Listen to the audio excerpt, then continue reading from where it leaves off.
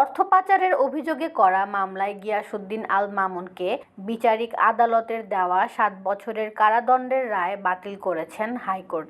একই সঙ্গে তাকে খালাস দেওয়া হয়েছে। ৫ ডিসেম্বর বৃহস্পতিবার একেএম আসাদুজ্জামান ও বিচারপতি সৈয়দ এনায়েত হোসেনের হাইকোর্ট বেঞ্চ এ রায় দেন।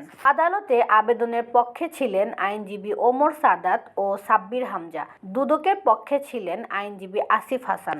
২০১১ সালের ২২ সেপ্টেম্বর রাজধানীর ক্যান্টনমেন্ট থানায় মামলা করে দুদক। মামলার অভিযোগে বলা হয়, বিটিএল ও গ্লো ফার্মাসিউটিক্যালের চেয়ারম্যান এম শাহজাদ আলী নেদারল্যান্ডের একটি ঠিকাদারি কোম্পানির বাংলাদেশের এজেন্ট ছিলেন। ওই কোম্পানি রেলওয়ে সিগন্যালিং আধুনিকরণের টেন্ডার পান।